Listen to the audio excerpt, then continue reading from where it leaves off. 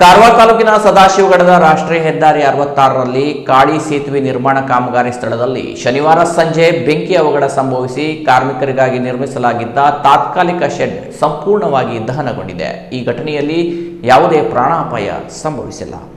ಮಾಹಿತಿಯ ಪ್ರಕಾರ ಕಾಮಗಾರಿ ವೇಳೆ ವೆಲ್ಡಿಂಗ್ ಕಾರ್ಯ ನಡೆಯುತ್ತಿದ್ದ ಸಂದರ್ಭದಲ್ಲಿ ಹಾರಿದ ಕಿಡಿಯೊಂದು ಸಮೀಪದಲ್ಲಿದ್ದ ಪೇಂಟ್ ಡಬ್ಬಿಗೆ ತಗುಲಿದ ಪರಿಣಾಮವಾಗಿ ಬೆಂಕಿ ಕಾಣಿಸಿಕೊಂಡಿದೆ ಎನ್ನಲಾಗಿದೆ. ಕ್ಷಣಾರ್ಧದಲ್ಲಿ ಬೆಂಕಿ ಟಾರ್ಪಲಿನಿಂದ ನಿರ್ಮಿಸಿದ್ದ ತಾತ್ಕಾಲಿಕ ಶೆಡ್ಗೆ ವ್ಯಾಪಿಸಿ ಶೆಡ್ ಸಂಪೂರ್ಣವಾಗಿ ಅಗ್ನಿಗಾಹುತಿಯಾಗಿದೆ. ಅವಘಡ ಸಂಭವಿಸಿದ ತಕ್ಷಣ ಸ್ಥಳದಲ್ಲಿದ್ದ ಕಾರ್ಮಿಕರು ತುರ್ತು ಕ್ರಮ ಕೈಗೊಂಡು ಬೆಂಕಿಯನ್ನು ನಿಯಂತ್ರಣಕ್ಕೆ ತಂದರು.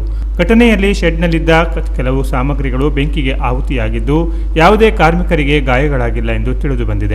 ಗೋವಾ ಕಾರವಾರ ಸಂಪರ್ಕ ಕಲ್ಪಿಸುವ ಕಾಳಿ ಸೇತುವೆ 2024ರ ಆಗಸ್ಟ್ನಲ್ಲಿ ಭಾರಿ ಮಳೆಯಿಂದ ಹಾನಿಗೊಳಗಾದ ಬಳಿಕ ಹೊಸ ಸೇತುವೆ ನಿರ್ಮಾಣ ಕಾಮಗಾರಿ ಆರಂಭಿಸಲಾಗಿತ್ತು. ಪ್ರಸ್ತುತ ಉಕ್ಕಿನ ಫೈಲಿಂಗ್ ಹಾಗೂ ಕಾಂಕ್ರೀಟ್ ಕಾಮಗಾರಿ ನಡೆಯುತ್ತಿದ್ದು, ಮಳೆಯಿಂದ ರಕ್ಷಣೆಗಾಗಿ ಕಾರ್ಮಿಕರಿಗಾಗಿ ನಿರ್ಮಿಸಲಾಗಿದ್ದ ತಾತ್ಕಾಲಿಕ ಶೆಡ್ ಬೆಂಕಿಗೆ ಆಹುತಿಯಾಗಿದೆ. ಘಟನೆಗೆ ಸಂಬಂಧಿಸಿದಂತೆ ಹೆಚ್ಚಿನ